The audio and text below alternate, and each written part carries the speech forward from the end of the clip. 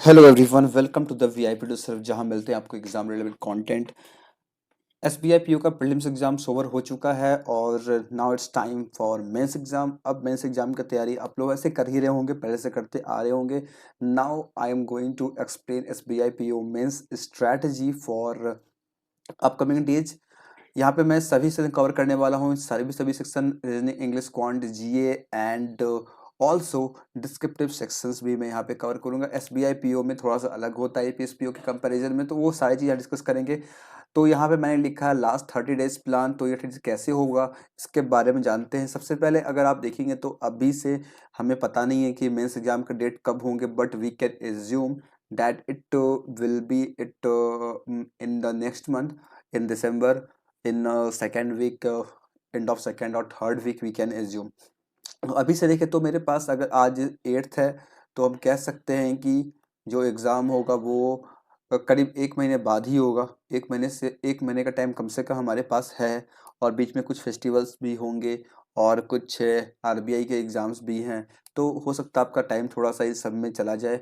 तो around rounding it off we can say 30 days का हमारे पास समय है। 30 डेज के अंदर हम लोग प्लान कर सकते हैं और अच्छे से प्रिपेयर कर सकते हैं, जिसके बारे में मैं यहाँ पे डिस्कस करने वाला हूँ। तो अगर आप चैनल पे नए हैं तो बिल्कुल सब्सक्राइब कर लीजिएगा और बेल आइकन प्रेस करके नोटिफिकेशन ऑन कर लीजिएगा, और पेशेंटली इस वीडियो को एंड तक देखिए ताकि आपको हर चीज़ समझ में आए और उसके अकॉर्डिंग आप यहाँ पे अपने स्ट्रेटजी, अपने प्लान को प्रिपेयर आप कर सकते हैं। सबसे पहले बात करते हैं यहाँ पे हम लोग, और ये चैनल है जहाँ मैंने बताया आपको सब्सक्राइब कर लेना है, जिस पे आपको क्वांट के सेक्शंस आपको मिलते हैं। इस तरीके से मैं आईपीएस पीओ मेंस के लिए मैं आप लोगों को क्वांट के सीरीज में लेके आया था, सेम एज मैं यहाँ पे आईपीएस पीओ के लेके आऊँगा। और यहाँ पे हमारे पास थोड़ा ज़्यादा टाइम होगा, करीब 1 महीने का समय होगा, तो बहुत कुछ हम लोग कवर करेंगे। साथ में कंप्लीट क्वांट की सीरीज को भी मैं कंटिन्यू करूँगा। तो आपको यहाँ पे काफ़ी अच्छा एक्सपीरियंस मिलने वाला है, बहुत कुछ सीखने को मिलेगा, और वो डेफिनेटली आपके मेंस एग्ज़ाम में बहुत हेल्प करेगी। इस तरीके से आईपीएस पीओ मेंस में आप लोगों के फीडबैक मुझे मिले, काफ़ी कुछ आपको हेल्प हुई इन सेशंस से, और आपका क्वांट बेटर हो पाया है। तो इन सब चीज़ को देखते हुए मैं यहाँ पे एसबीआई पीओ के लिए भी आपको लोगों को ये सारी चीज़ें मैं लेके आऊँगा। तो बस चैनल सब्सक्राइब कर लीजिएगा, और ये कुछ प्लेलिस्ट अवेलेबल है चैनल पे जिसे आप यहाँ पे देख सकते हैं, फॉलो कर सकते हैं। यहाँ पे DS, probability, mensuration, algebra, complete quant, IPS PO mains की सीरीज और बाकी सारी चीज़ें भी यहाँ अवेलेबल है। एग्ज़ाम के नाम पे मत जाइएगा आप, जितने बैंक के एग्ज़ाम्स हैं सभी में क्वेश्चंस आपके सिमिलर ही आते हैं। तो आप एग्ज़ाम के नाम पे मत जाइए, कंटेंट पे जाइए, उसे आप फॉलो कीजिए। Sorry. All right, now moving to the first of all, सबसे पहले देखेंगे हम लोग यहाँ पे एग्ज़ाम का पैटर्न कैसा है। जहाँ पे आप देख पा रहे हैं लास्ट ईयर ये चेंज हो गया था, लास्ट ईयर से पहले कुछ और चल रहा था।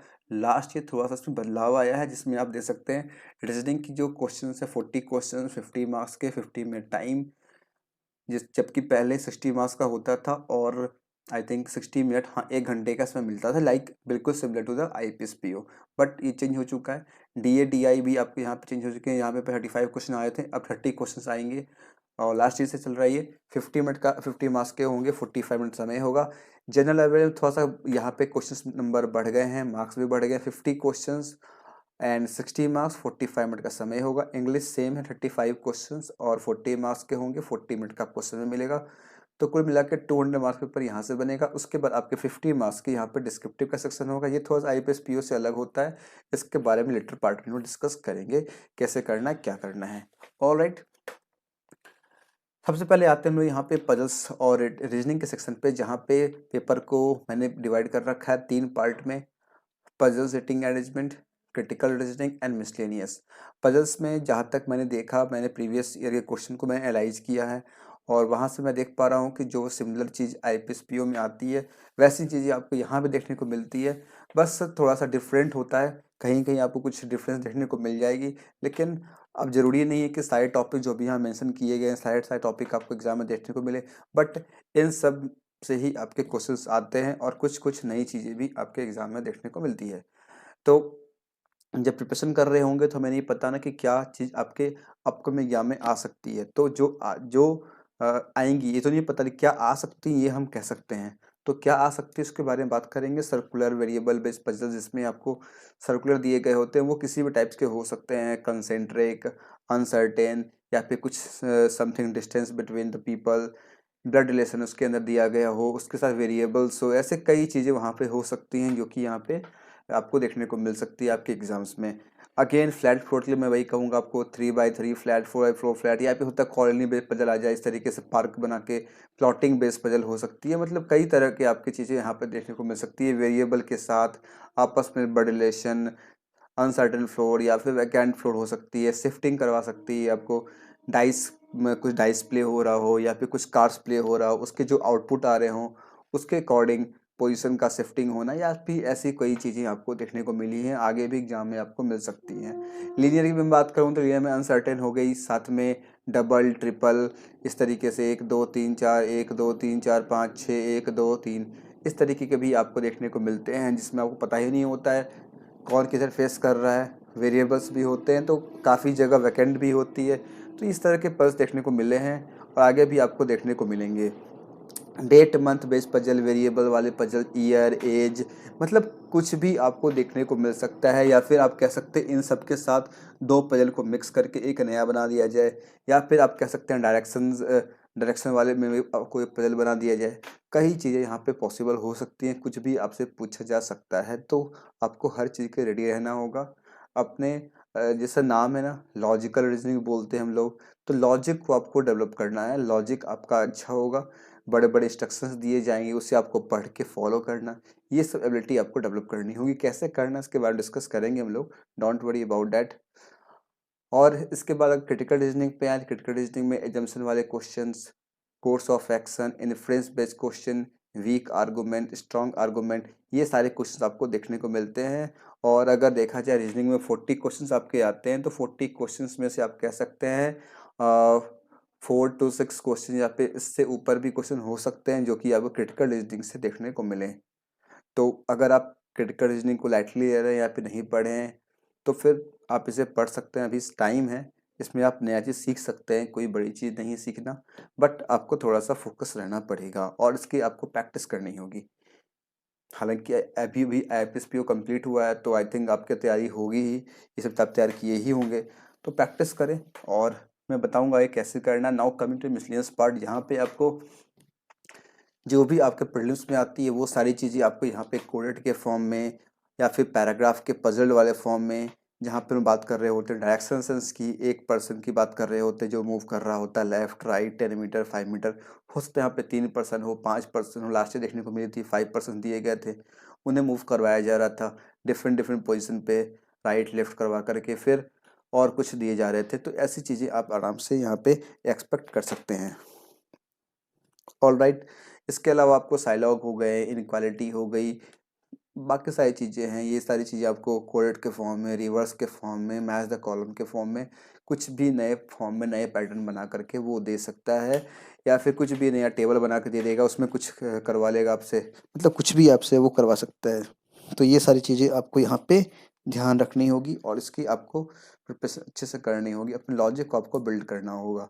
Input output, step rule based वाले questions, arrangement based question, DS के क्वेश्चन, या फिर कुछ भी नई चीज़ आपको न्यू मैट्रिक्स टाइप के सिग्नल बेस्ड, या फिर कुछ भी नई चीज़ आपको वहाँ पे देखने को मिल सकती है, बैटरी बेस्ड कुछ भी आपको मिल सकती है।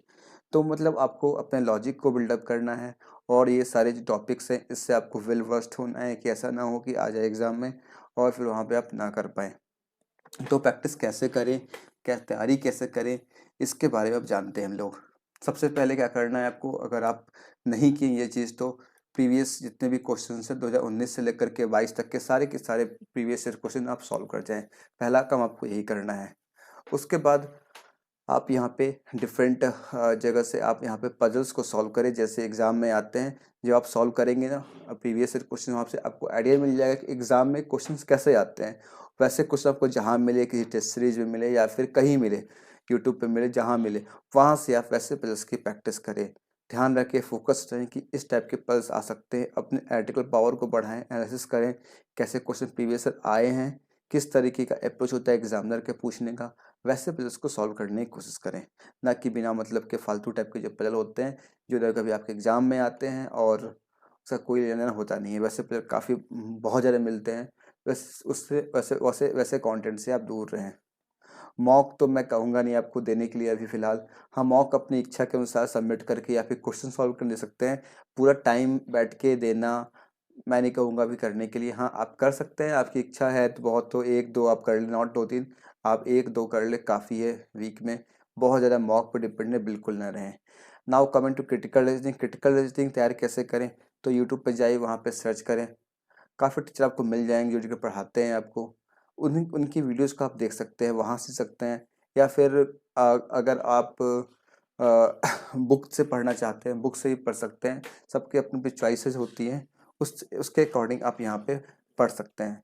यूट्यूब पे काफ़ी कंटेंट अवेलेबल है, आप का रिसर्च करें और पढ़ के देखें टीचर्स से, जो भी अच्छा पढ़ा रहे हो, अच्छा सभी पढ़ाते हैं हालांकि, आपको किसका सूट कर रहा है उसके अकॉर्डिंग आप अपना देख सकते हैं। और ज़्यादा समय लगता नहीं पढ़ने के लिए, 3-4 टॉपिक होते हैं, उसे आपको समझना होता है और फिर प्रैक्टिस करनी होती है। तो ये सारी चीज़ें अगर आप करते हैं तो डेफिनेटली आपका रीजनिंग जो है काफ़ी अच्छा हो जाएगा। और मैं एक चीज़ और ऐड करूँगा यहाँ पे, मिसलेनियस सेक्शन को आप बिल्कुल इग्नोर नहीं कीजिएगा। हाँ, हो सकता है कि आपको कम क्वेश्चन देखने को मिले। लास्ट ईयर जो एसबीआई पीओ का एग्ज़ाम हुआ वहाँ पे आपको 8 to 9 क्वेश्चंस आपको देखने को मिले थे मिसलेनियस सेक्शन से। अभी देखने को मिला आईपीएस पीओ एग्जाम में, ऐसा आप बता रहे थे कि मिसलेनियस से क्वेश्चन काफ़ी कम आए थे, 1-2 क्वेश्चंस आए थे, तो इट में भी पॉसिबल इस साल भी आपको कम देखने को मिले। हो सकता है कि जैसे मिलते आ रहे हैं वैसे भी मिले, तो no one can say, no कोई आपको ये नहीं कह सकता कि ये आएंगे या नहीं आएंगे, वो किसी को नहीं पता। But we have to prepare, हमें प्रिपेयर करना पड़ेगा। प्रिपेयर करेंगे, प्रैक्टिस करेंगे, तभी वहाँ पे हम लोग तेज़ी से कर पाएंगे। जितना तेज़ी से करेंगे उतना हमें फिर बाकी चीज़ जो क्वेश्चन आते हैं, puzzle and setting arrangement whatever, उन चीज़ों को आप तेज़ी से कर पाएंगे। तो बिल्कुल आपको इन सब की भी प्रैक्टिस करनी है, ऐसा नहीं कि इसे आपको इग्नोर करना है। आपके माइंड में ये चल रहा है आईपीएस पीओ में नहीं आया, एसबीआई में नहीं आएगा, तो ये गलत है। इस चीज़ को अपने दिमाग से बिल्कुल निकाल दें। ओके, ये रीजनिंग का था, मैंने बताया आपको, आप इस तरीके से फॉलो करें। और आगे बढ़ते हैं नेक्स्ट सेशन की तरफ, जो कि है इंग्लिश कॉम्प्रीहेंस, इंग्लिश लैंग्वेज, जहाँ पे आपको ये कुछ चीज़ें मिल जाती हैं। अब जैसा कि मैंने आईपीएस पीओ में बता रखा था आपको सेम चीज़, वही सेम चीज़ मैं आपको यहाँ पे बोलूँगा, लेकिन थोड़ा सा आपको ध्यान रखना होगा। क्या? जो चीज़ मैंने यहाँ पे बताई है आपको, रीडिंग कॉम्प्रिहेंशन से क्वेश्चन आते हैं, जैसे vocab based question, tone of the passage, inference based question, totally question, air वाले question in the reading comprehension के अंदर होते हैं, अंदर फिलर्स होते हैं। अब आईपीएस पीओ में इस साल बच्चों ने बताया कि sir tone of the passage या फिर इन्फ्रेंस बेस्ड क्वेश्चंस ऐसे देखने को कम मिले या फिर नहीं मिले। ऐसे ज़रूरी नहीं आईपीएस एसबीआई पीओ में आपको देखने को नहीं मिलेगा, आपको मिल सकता है। You have to be well prepared for that. अब जो भी मैंने यहाँ पे लिखा है, पैराजम्बल या फिर cloze test, filler, single, double, triple, phrase, sentence filler, connectors, match the column, word swap, sentence swap, ये सारी चीज़ें आपको एग्जाम में देखने को मिल सकती है। तो इंग्लिश का सिंपल सा फंडा है, इंग्लिश कंप्लीटली जो होता है वो आपके रीडिंग और अंडरस्टैंडिंग बेस्ड होता है। तो रीडिंग की हैबिट बनाएं, रीड करें, रीडिंग हैबिट लाएं और प्रैक्टिस करें। आपको बस 2 काम ही करना है। पहला काम आपको रीडिंग करना है, अपने रीडिंग स्किल को, अंडरस्टैंडिंग स्किल को डेवलप करना है, और दूसरा काम आपको प्रैक्टिस करनी है। ये 2 काम करना है आपको। अब ये तो काम जैसे कर पाते हैं, आप डेली आई सॉल्व कर सकते हैं। अगर आपका आरसी अगर वीक है या फिर आप कुछ नहीं समझ में आ रहा, आप डेली का डेली एक मॉक जरूर दीजिए, सेक्शनल मॉक आप इंग्लिश की दीजिए। डेली नहीं भी तो कम से कम आप वीक में 3 से 4 दिन, 2 से 3 दिन, अपने अपने स्ट्रेंथ के अकॉर्डिंग, कितना आपका वीक है कितना आपका स्ट्रांग है उसके अकॉर्डिंग यहाँ पे आप मॉक दीजिए, सेक्शनल मॉक दीजिए। जिससे क्या होगा कि आपका ये चीज़ जो है वो काफ़ी अच्छा हो जाएगा। इंग्लिश जो है ना, मैं बता दूं आपको, इस पूरे पेपर में अगर आप देखोगे, इंग्लिश जो है बहुत ही इंपॉर्टेंट रोल प्ले करेगा। यहाँ पे आप देख पा रहे हो, यहाँ पे 40 मार्क्स, यहाँ पे देख पा रहे हो 50 मार्क्स, कुल मिला के यहाँ पे 90 मार्क्स। 90 मार्क्स काफ़ी एक बड़ा वेटेज होता है आउट ऑफ 250। 250 90 मार्क्स काफ़ी बड़ा होता है। 946 होता है, 927 होता है, 1/3 आप कह सकते हो, एक तरीके से आप कह सकते हो 1/3। बट फोकस करेंगे हम लोग अभी इन चीज़ों पे। तो इंग्लिश जो है वो थोड़ा सा आपके लिए इम्पोर्टेंट हो जाता है, और अगर देखा जाए तो बाकी सेक्शन से इंग्लिश का सेक्शन जनरली थोड़ा सा इजी सा होता है, जिससे आप अच्छे से कर सकते हो कम तैयारी में, कम समय दे करके, इनपुट कम दे करके आउटपुट आप मैक्सिमाइज कर सकते हो।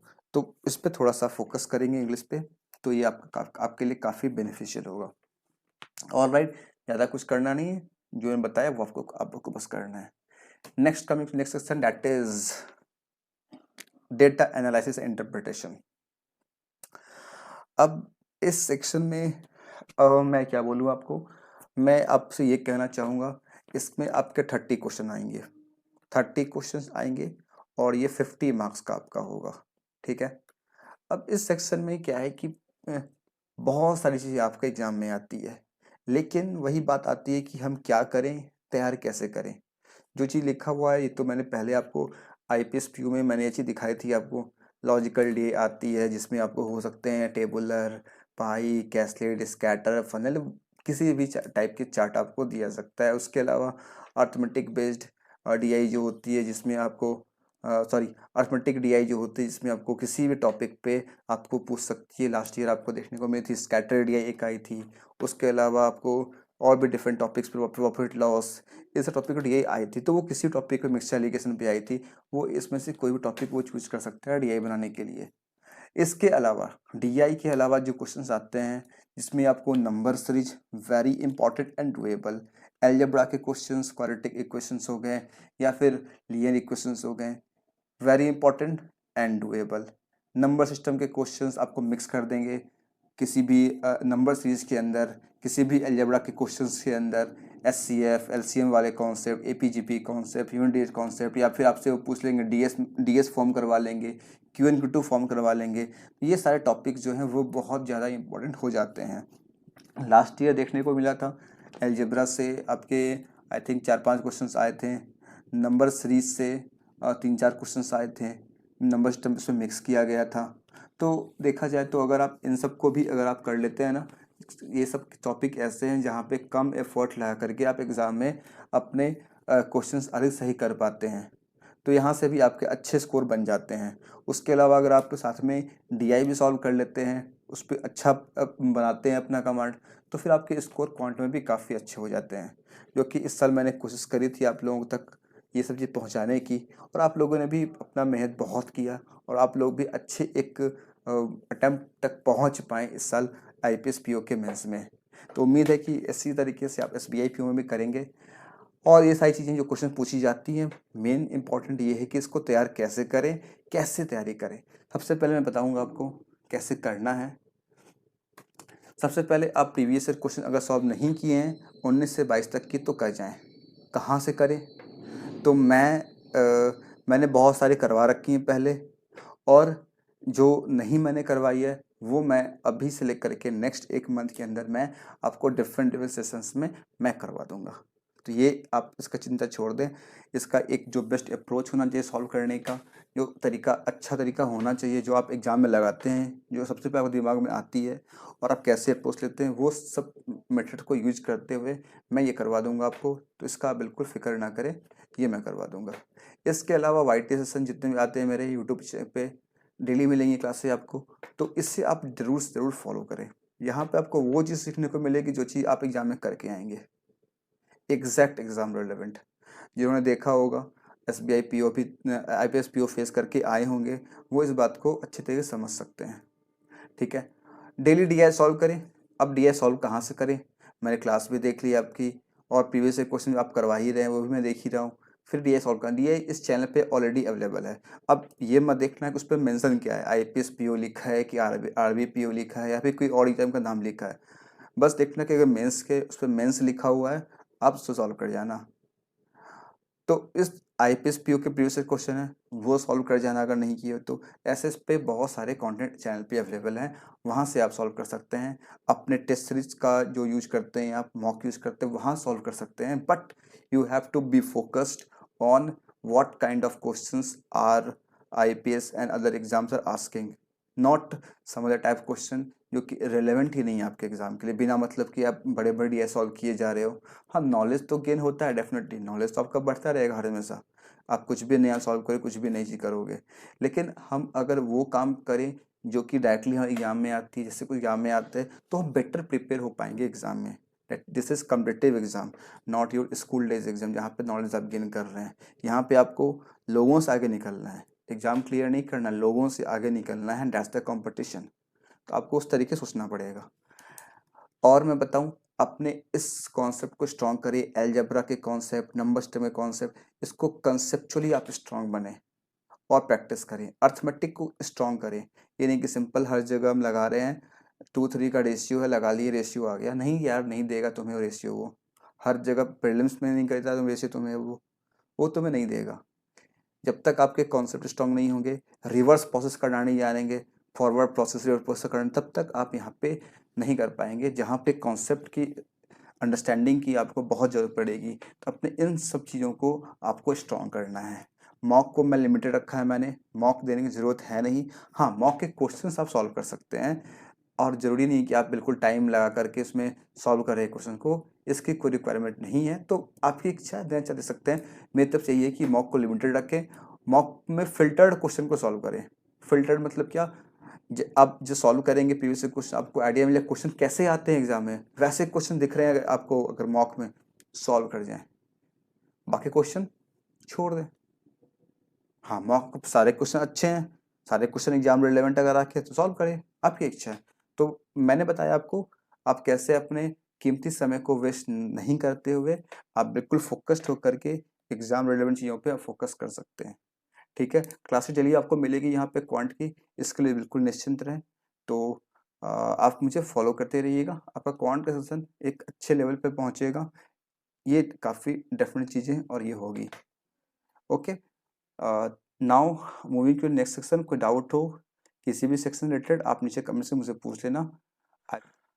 Now next section is general awareness, economy, banking awareness. यहाँ पे मैंने देखा प्रीवियस क्वेश्चन मैंने एनालाइज किया, तो मुझे समझ में आया कि यहाँ पे आपको मैक्सिमम क्वेश्चन जो है, मेजोरिटी ऑफ क्वेश्चंस वो पूछते हैं बैंकिंग न्यूज़ से, बैंकिंग अवेयरनेस से। इसमें आपके हो गए आरबीआई, सेबी, इन सब के सर्कुलर आते हैं, गाइडलाइंस जो आती हैं, नोटिफिकेशन जो आते हैं, उनसे क्वेश्चन पूछते हैं।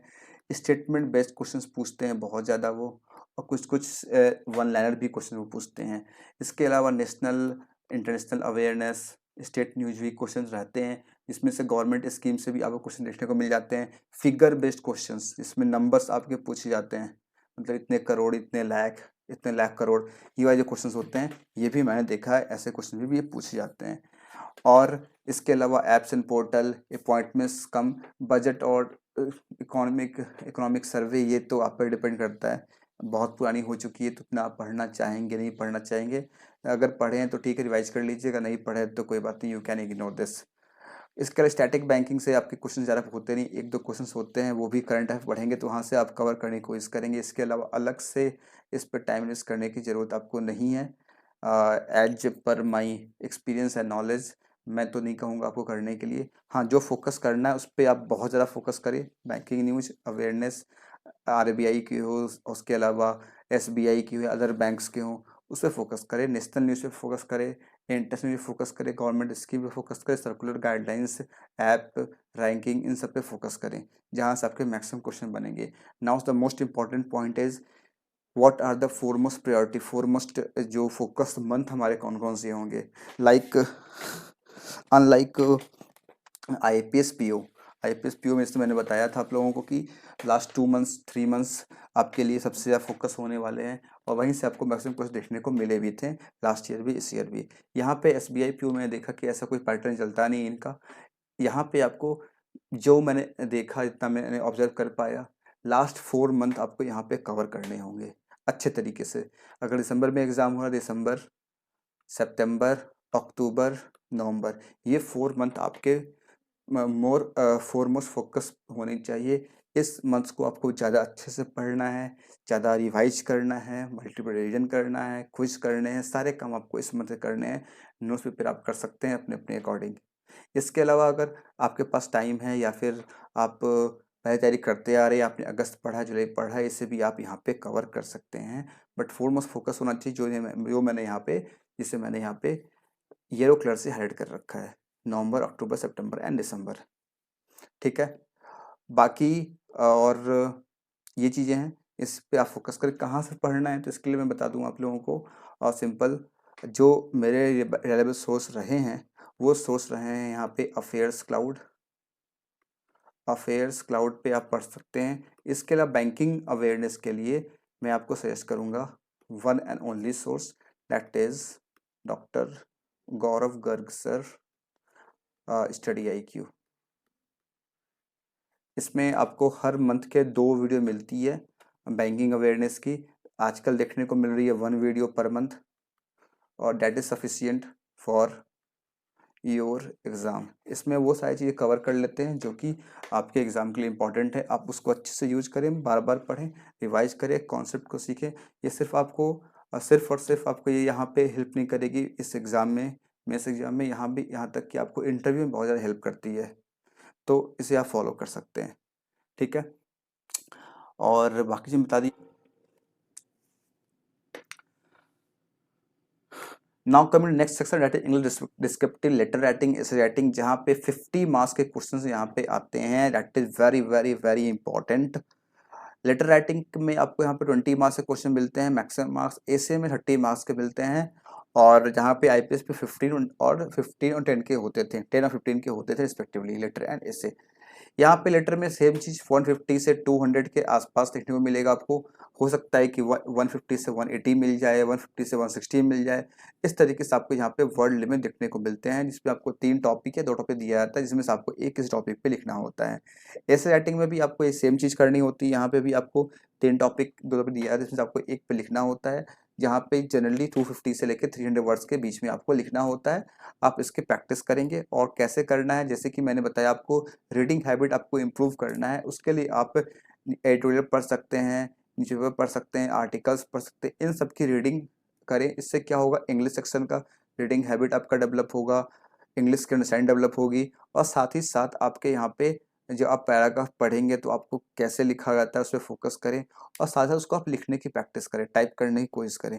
जिससे क्या होगा कि आपके लेटर ऐसे राइटिंग जो है वो यहाँ पे इम्प्रूव हो जाएगी, खासकर ऐसे इम्प्रूव हो जाएगी। लेटर का सिंपल सा फॉर्मेट होता है, उस फॉर्मेट को आपको फॉलो करना होता है, जो कि मैंने पहले भी बता रखा है आपको। मैं फिर से बता दूंगा आपको कैसे लिखना होता है। मैं टाइप करके दिखा भी दूंगा आपको कैसे करते हैं टाइप स्क्रीन पे, तो उसे आप वहाँ पे फॉलो कर सकते हैं। मैंने पहले भी करके दिखाया हुआ, उसे आप वीडियो को देख सकते हैं। लेटर का फॉर्मेट है, फॉर्मेट पे लिखेंगे, आपके मार्क्स टू द पॉइंट मिल जाएंगे। ऐसे में थोड़ा सा होता है, टॉपिक बेस्ड होता है, तो उस टॉपिक को लिखने के लिए थोड़ा सा आपको प्रैक्टिस करनी पड़ेगी, थोड़ा सा आपको रीडिंग करना पड़ेगा। अगर रीडिंग करते रहेंगे, हैबिट डेवलप होगी, इंग्लिश में भी आपकी इंप्रूवमेंट होगी, इंग्लिश सेक्शन में, और स्क्रिप्टिव भी आपके इंप्रूव हो जाएंगे। These are the only methods जिससे आप इंप्रूव कर सकते हैं। इसके अलावा कोई ट्रिक्स मेरे पास नहीं है जिससे आप इन चीज़ों को इम्प्रूव कर सकते हैं। तो ये सारे सेक्शन मैंने बता दिया आपको, और दैट्स इट, सभी सेक्शन यहाँ पे हो गए। तो आप इस तरीके से करें, तैयारी करें, और किसी भी सेक्शन में कोई दिक्कत हो आप मुझे कमेंट बॉक्स में मुझे पूछ सकते हैं, and I will always be there for you. मैं हमेशा हूँ आपके लिए। और क्वांट क्वेश्चन के लिए आप डेली फॉलो करें, जो भी मैंने बताया आपको वो सारी चीज़ें मैं आपको यहाँ पे करवाऊँगा, और आपके जो भी आपके प्रॉब्लम्स हैं वो मैं रिजॉल्व करने की कोशिश करूँगा, और मैं डेफिनेटली करूँगा भी। तो ज़रूर आप यहाँ फॉलो करें। और ये कुछ चीज़ें अवेलेबल हैं, प्लेलिस्ट, ये कंप्लीट क्वांट की सीरीज है, this is one of the most important series on this channel, जिसमें अभी वीडियोस कम ही हैं, 8-9 वीडियोज़ हैं, लेकिन ये काफ़ी बेहतरीन वीडियोज़ हैं। इसे आप यहाँ पे देख सकते हैं अपने बैंक एग्ज़ाम को क्लियर करने के लिए। आगे अपकमिंग डेज में आपको इस सीरीज में भी काफ़ी देखने को मिलेगी। तो सब्सक्राइब कर लीजिएगा चैनल को, इस पेज को ऐड कर लीजिएगा, और फॉलो कीजिए ट्यूटोरियल कंटेंट को। That's all from my side this video. Thank you for watching, and keep following these things. You will definitely clear your exam. Comment कीजिएगा कोई दिक्कत हो, और अपने तो शेयर कीजिएगा। शेयर करना बिल्कुल मत भूलिएगा। ये कुछ हैंडल्स यहाँ पे हैं, इन हैंडल्स को आप यहाँ पे फॉलो कर सकते हैं। थैंक यू, मिलते फिर नेक्स्ट क्लास में।